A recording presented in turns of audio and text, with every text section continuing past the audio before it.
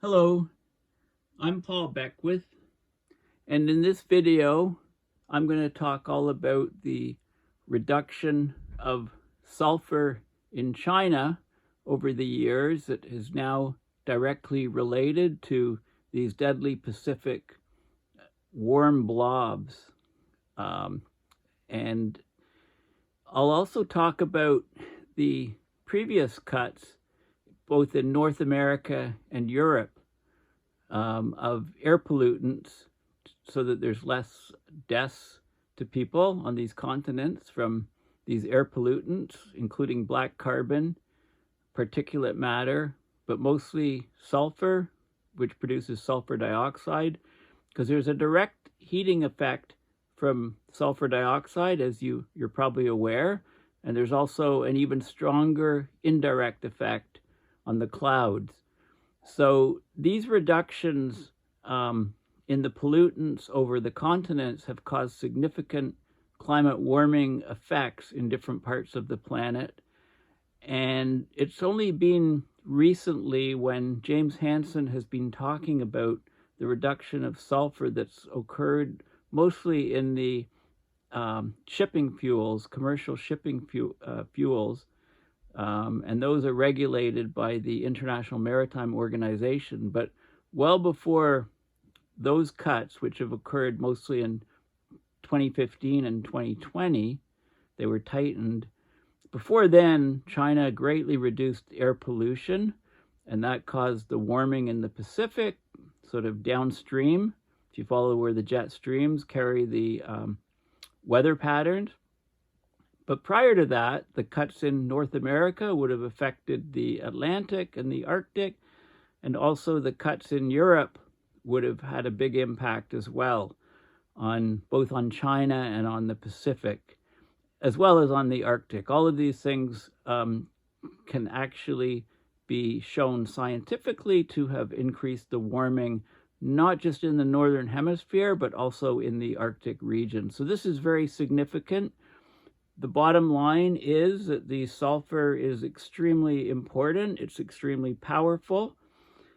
And the bottom line is that James Hansen is correct, I believe, and the IPCC models on the sensitivity of the global climate to greenhouse gas emissions, greenhouse gases, is wrong, basically. The Earth is much more sensitive to these greenhouse gases, and basically they've got two things wrong, and they cancel each other out. The aerosol emission sensitivity and the global warming greenhouse gas emission sensitivity, or the climate equilibrium, if you like. The change in temperature when you get a doubling of CO2 equivalent, which is known as the climate sensitivity. So this is very important, very, very important research. So let's actually see what's been going on. Let's see what the science is telling us. Okay, so first let me go to Earth Null School. Okay, so I'm on wind at 250 millibar or hexapascal height. Wind is selected here, and you can see, you can see where we are on the planet. Okay, so we've got Europe here. Well, we've got Europe over here, and we've got Asia here. Okay, and you can see the jet stream patterns, right? So clearly things are moving from the west to the east. So if China cleans up the pollutants here, then that means there's fewer pollutants that are carried over the ocean. That means there's fewer, less of the sun is blocked over the Pacific. Also, there's fewer marine clouds. So the radiative forcing increases greatly over the Pacific, and you get the heat waves. Okay, so that's what the recent research is showing. And I'll actually show you data that supports this. Now, much before China has reduced emissions of these particulates, we had a massive campaign in North America to reduce particulates. So that would have meant that there were less particulates going over the Atlantic, and there would have been higher radiative forcing and fewer aerosols to create low-level clouds, so a warming over the Atlantic. When Europe cleaned up their act with particulates, they would mostly be affecting temperatures in China, and rainfall is also greatly affected, maybe carrying to the Pacific.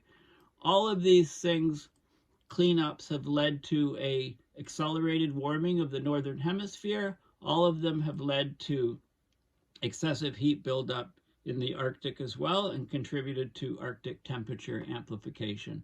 Okay, so that's the bottom line, but let's have a look at the details. So this is an article in Science from May 6th of 2024, so just recently.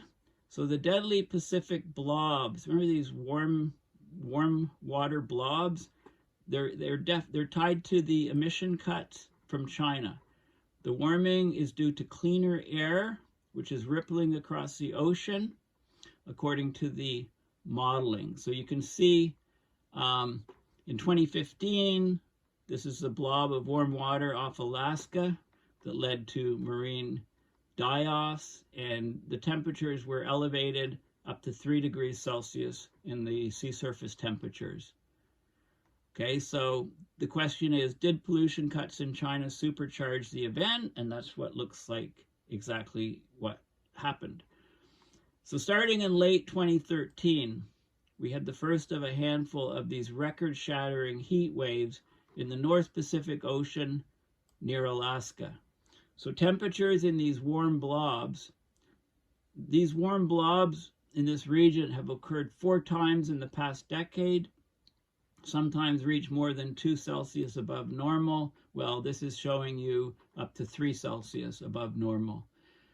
They've sparked blooms of toxic algae, especially off the coast, left thousands of humpback whales missing and presumed dead, emptied the nets of Alaska codfishers because the water's been too warm, and littered North American beaches on the west coast with the corpses of starved seabirds, lack of fish to sustain them.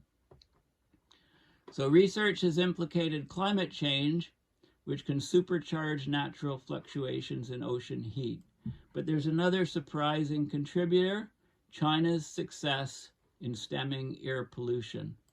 So the steep decline in aerosols, which are tiny airborne particles like sulfates emitted by Chinese factories and power plants in the 2010s, appears to have amplified a string of extreme heat waves on the other side of the Pacific. They've been shown to drive up to 30% of the temperature increase during these heat waves, these marine heat waves. And this is reported in a new paper in the Proceedings of the National Academy of Sciences.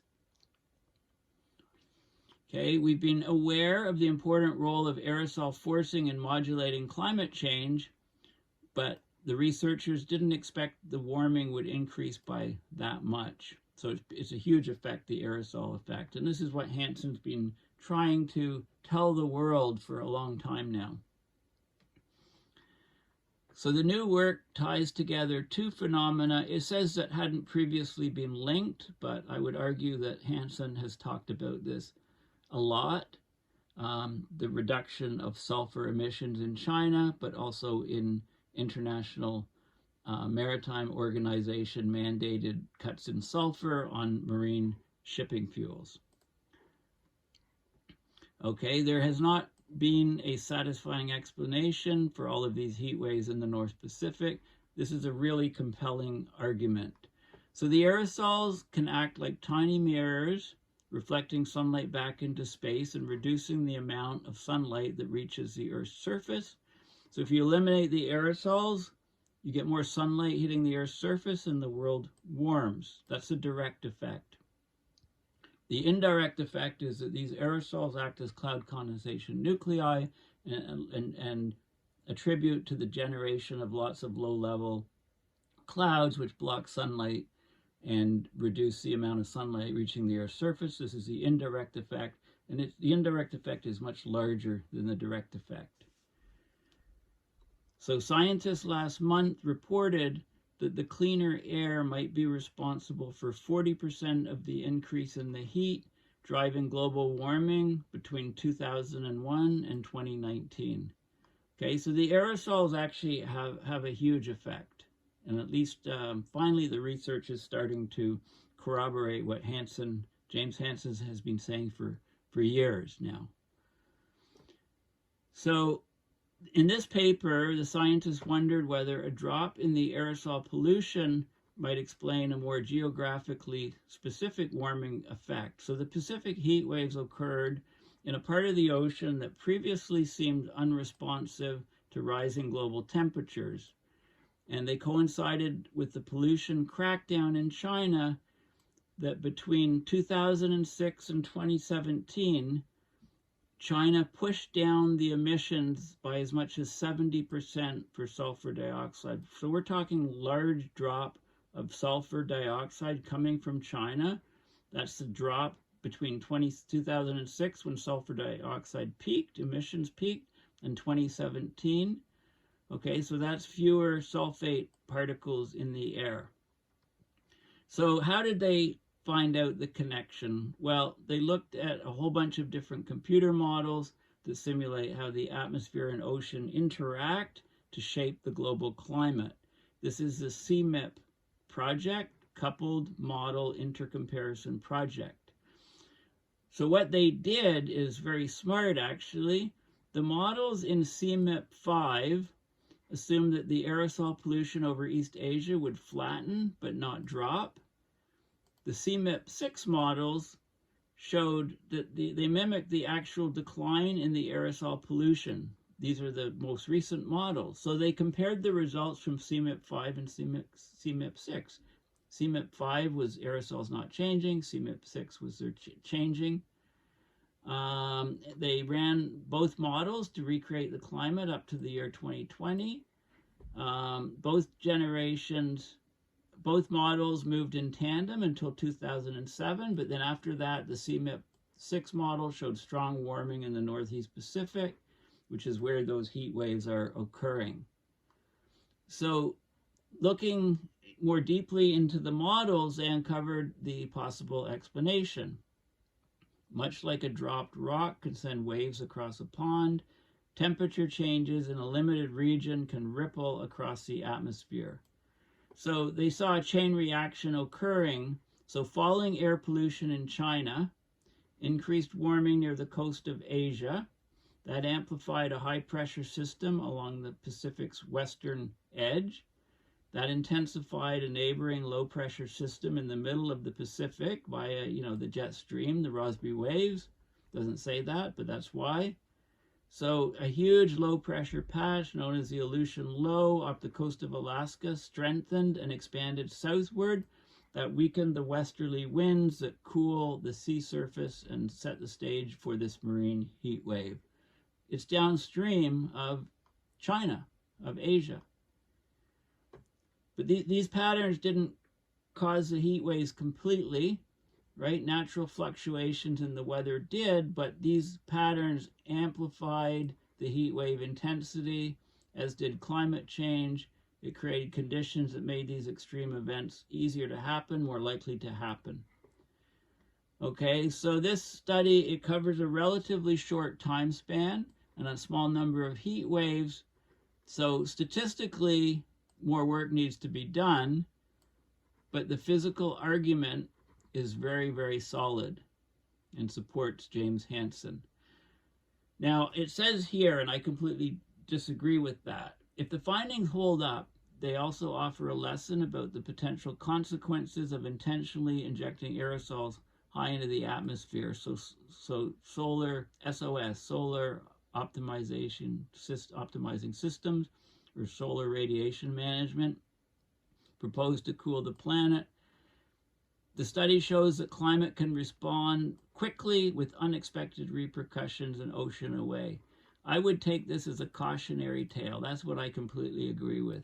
This is fantastic news because what it means is that humans now have the ability to actually significantly cool the planet using solar optimization strategies, SOS, which I like that term far better than SRM, solar radiation management.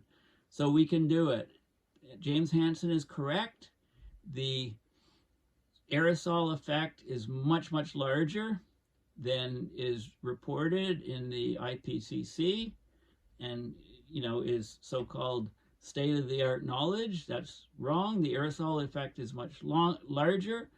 Also, the climate equilibrium effect or climate sensitivity effect is also much, much larger than reported. And because both of them are much larger than reported, they cancel each other out to some extent, and we get the sensitivity that's reported. So this is a huge issue in climate science that needs to be corrected and will be as more and more papers come out showing that Hansen is correct on this. So this is very, very significant work.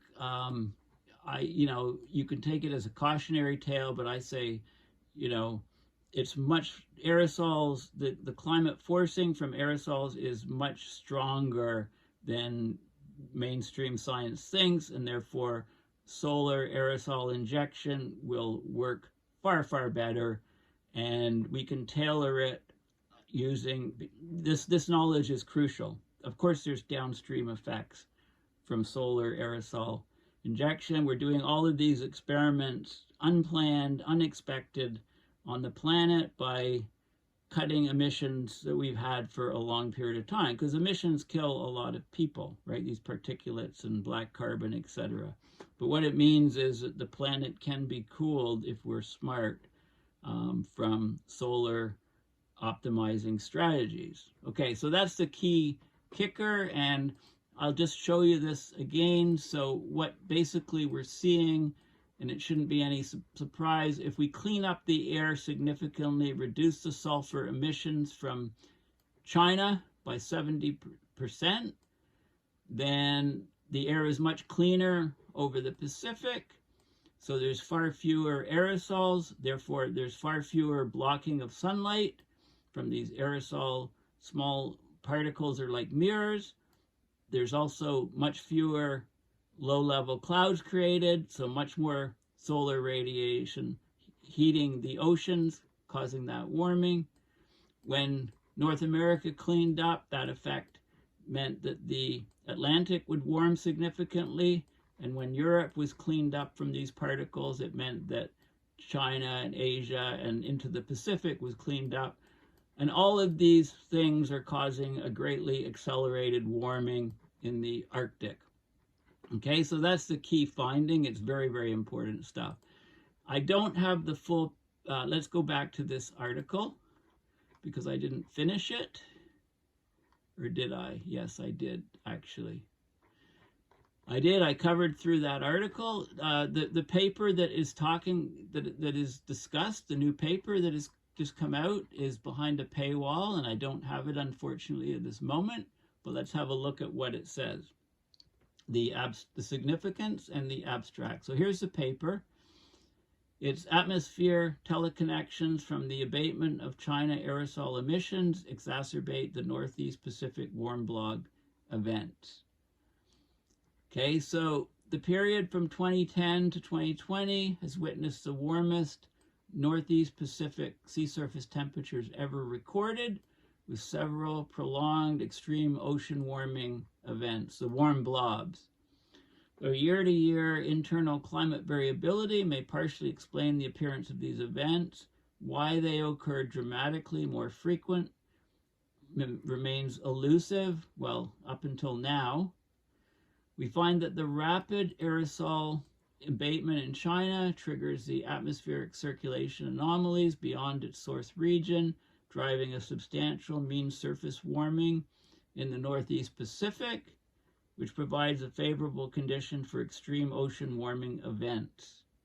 So the findings provide an important insight into the mechanisms of the North Pacific ocean atmosphere changes, highlighting the need to consider the exacerbated risks resulting from a reduction of anthropogenic aerosol emissions in assessment of climate change impacts. Okay, so that's the significance, and the abstract pretty much shows the same thing. We've had these extreme marine heat waves in between 2010 and 2020 in the Northeast Pacific Ocean. The sea surface temperatures have been huge, and we've got these so-called warm blob events which severely degrade marine ecosystems and cause extreme weather along the west coast of North America. Okay, so of course we have the greenhouse gas forcing, but we've also had rapid aerosol reductions in China, and that reduction in China plays a very, very important role. Okay, so we get an intensification and a southward shifted Aleutian low. The atmospheric circulation anomaly weakens the westerlies in the northeast Pacific. It warms the sea surface temperature there by suppressing the evaporative cooling.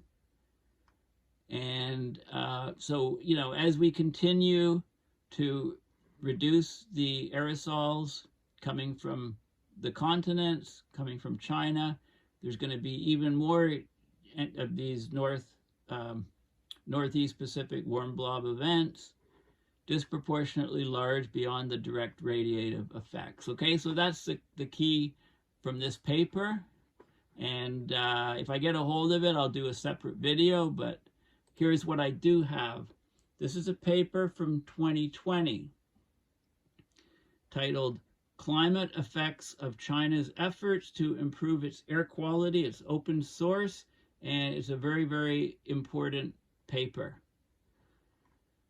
Okay, so it's all about how China improved its air quality, reduced aerosols, sulfur dioxide mostly, black carbon also organic carbon. It cleaned up the air to save people's lives, but it had a huge radiative effect, and it changed the global climate, basically. And that's all illustrated here in this paper. Okay, so facing severe air pollution issues, China implemented a series of clean air policies aimed to improve the country's air quality. Now remember, this is from 2020. These policies focused on reducing emissions of major air pollutants like sulfur dioxide and the primary aerosols. But changes in this pollution also affect the radiative forcing. So to understand the climate consequences of these clean air actions in China, they evaluated the near equilibrium climate response to sustained changes in aerosol and the precursors of aerosol, changing their emission rates equivalent to those that occurred in China between 2006 and 2017. So between 2006 and 2017, China's sulfur dioxide emissions declined 70%, a huge amount. The black carbon emissions declined 30%. So they used climate simulations of a fully coupled ocean and atmosphere climate model, and those showed that China's reductions of the aerosol emission rates between 2006 and 2017 exert a net increase in global radiative forcing, average around the globe, of 0.09 watts per square meter, a mean warming globally of 0.12 degrees Celsius in the northern hemisphere.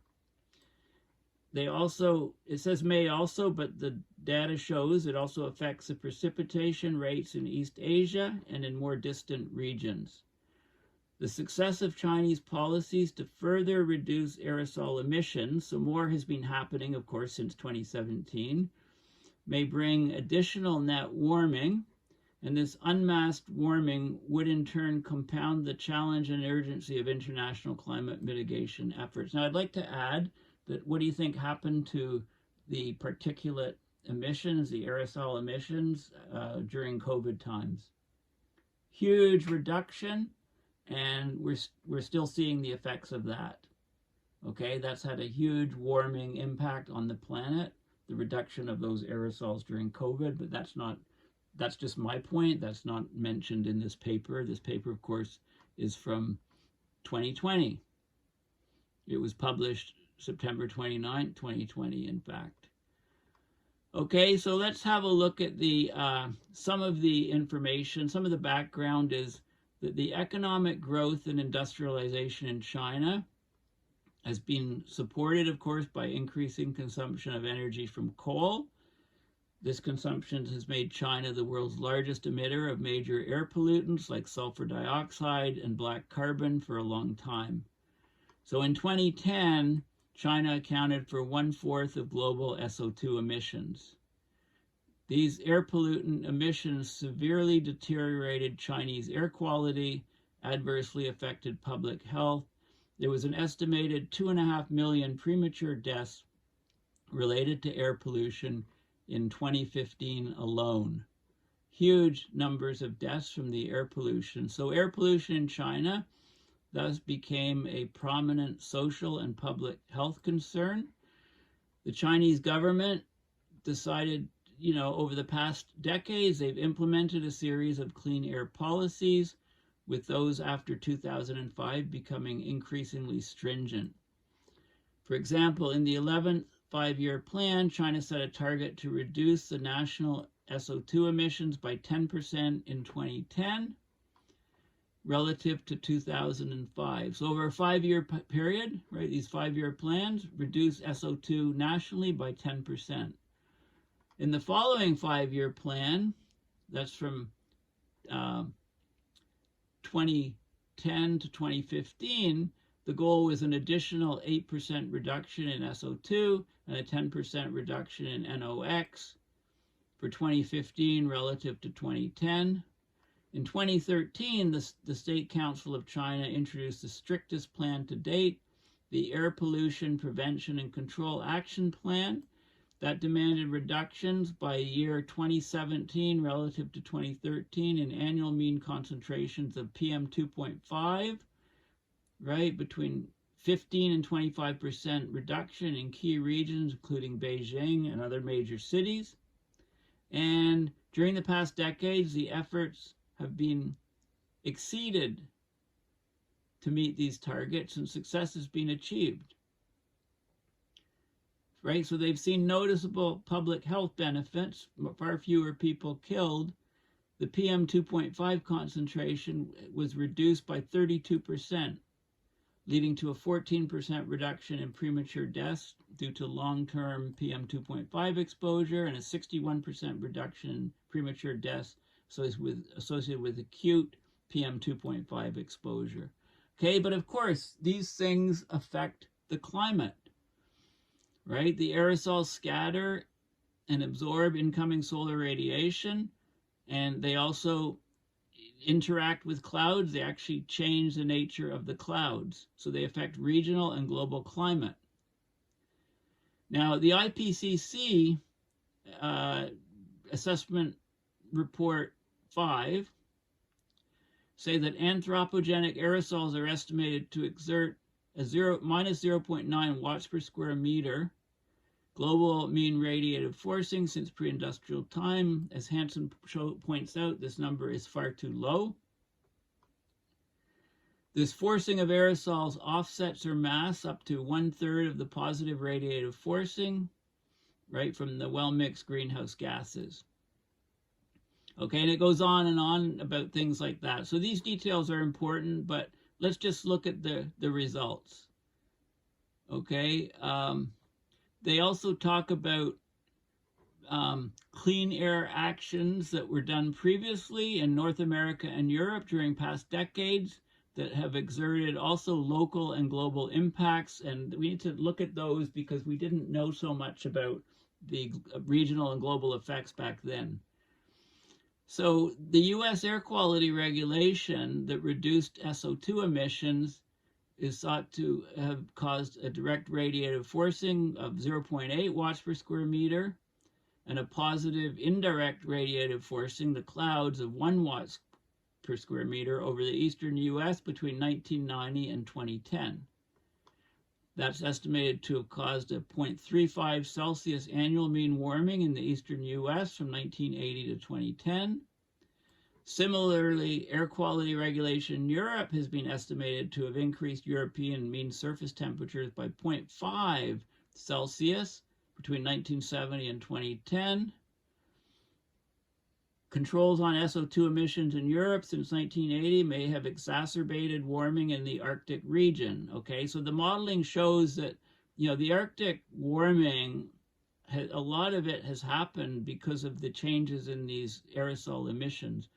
And also they affect the summer monsoons, they affect the heating in the tropics and all these different things. Okay, so how have they cleaned it up? Well, they have on the smokestacks, they've got nationwide installation of flue gas desulfurization devices on coal-fired power plant smokestacks.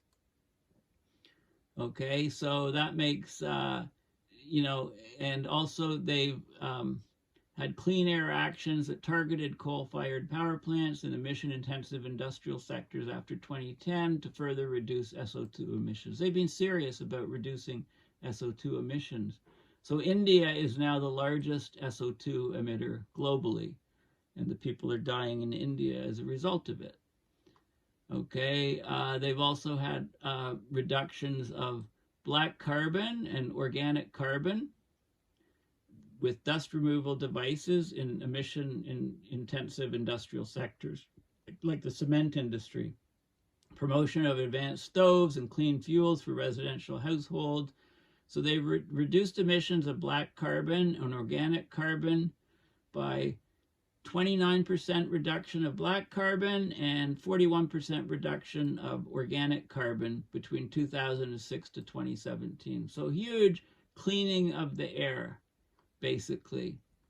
Okay, so that people don't die of the inhalation of these things. But let's have a look at what it's done to the climate.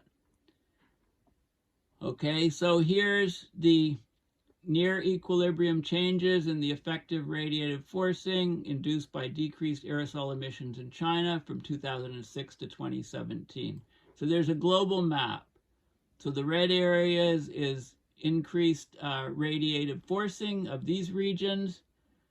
And this is a chunk from over China and showing the North Pacific too. And you can see the warming here occurring, the increase of radiative forcing from the reduction of these aerosols. Okay, so it's caused cleaner air in China, but also cleaner air over the Pacific, which means hotter water over the Pacific, as I've mentioned, from both the direct and indirect effect of these aerosols. Okay, and you can see it carrying across the Pacific all the way over to North America. Okay, let's have a look at some more results. So this is the near equilibrium changes in the annual mean surface air temperature over the northern hemisphere induced by decreased aerosol emissions in China from 2006 to 2017. So look at this polar view.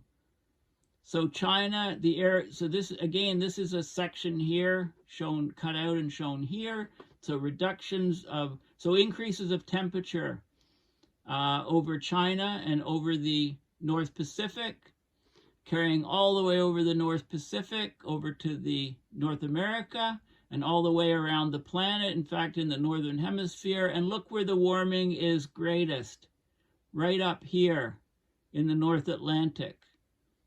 Okay, wiping out sea ice up in this region, greatly contributing to Arctic temperature amplification, right, which distorts the jet streams around the planet and causes the extreme weather events that we're seeing.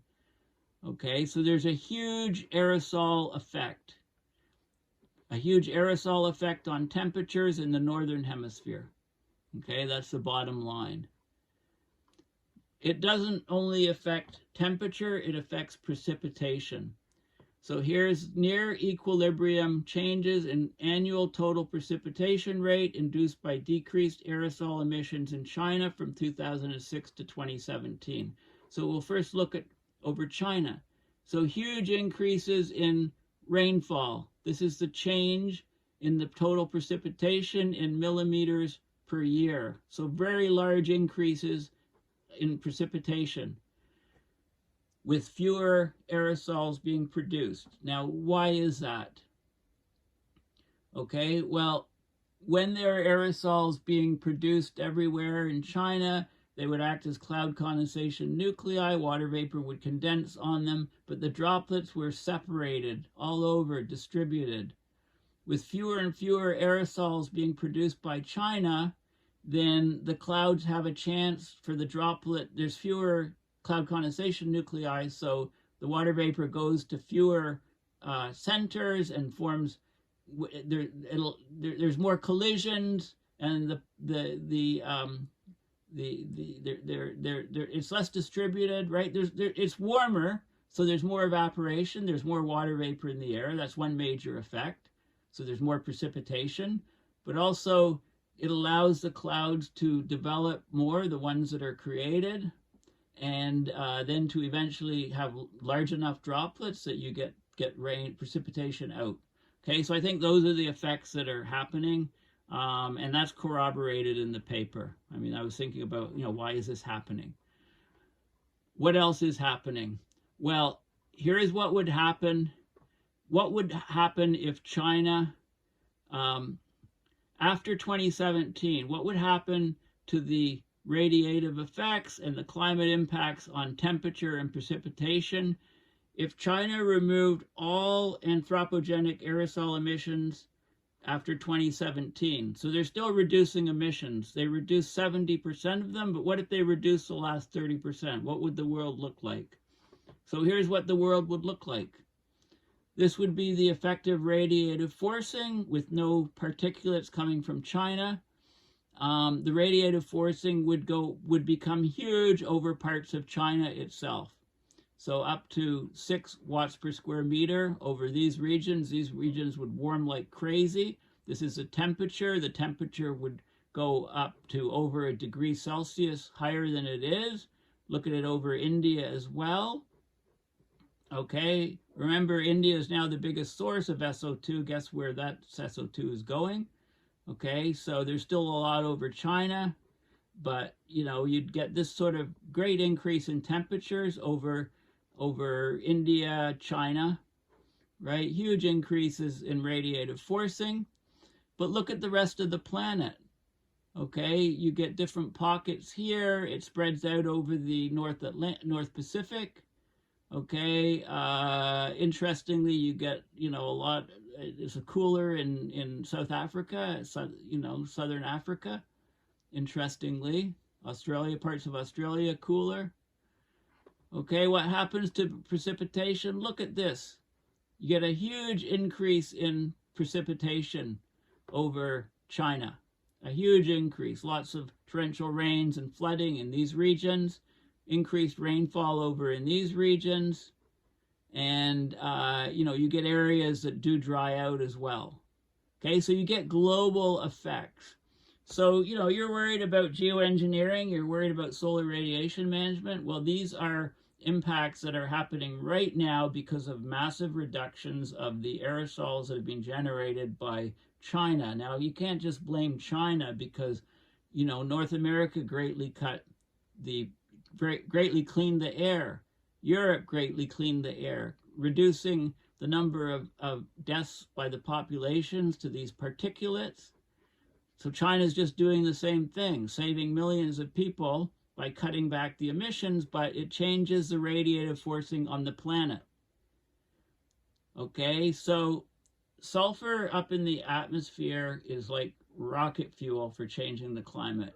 If we figure this out and deploy it and put it up there, then that's what I see from my chair. That's the only thing that we can do to stabilize the climate, to ensure that humans stay on the planet for a while longer. Okay, it's the only thing that can counteract the forces that are in motion that are destabilizing our climate right now. Okay, so there's discussion on this about further policies and so on. But anyway, those are the key those are all the key findings. You know, it's amazing the power of this sulfur. And just by cleaning the air in China, we're creating all these heat waves in the North Pacific, and changes in rainfall patterns, changes in heat, where heat is. Like it's, but knowing all of this should allow us to become smart about where we would need to deploy sulfur in order to stabilize the climate. It'll be done. I can guarantee you that it will be done. So we better make sure we do it correctly. But it's a very powerful technique, and it actually gives a lot of hope to that humans would be able to stabilize the climate if we're smart. I'm not saying we're going to be smart about it. I'm just basically the physics of these aerosols in the radiative forcing is huge. Make sure you go to James Hansen's page at Columbia, Google James Hansen, Columbia University, look at all of his articles on the International Maritime Organization regulations on sulfur, etc. This stuff is vital information and he talks a lot about China, air pollution, but he's saying that a lot of the warming right now that we're seeing is from the maritime shipping fuels. So no wonder why the northern hemisphere has been warming like crazy, right? No wonder why the sea ice is on its last legs. But you know, if the AMOC shuts down, this whole area is going to cool down. So that's the wild card in the system. So yeah, anyway, thanks for listening. Please consider going to my website, paulbeckwith.net, and donating to PayPal to support my research and videos. You could also do it through Patreon. If you just Google Paul Beckwith Patreon, I'm there as well. So thank you for all your support, which allows me to do these videos. And you know, this is really, really crucial and vital stuff, which explains a lot about what is happening to our climate at the very moment, you know, why it's destabilized so much. So thanks for listening, and bye for now.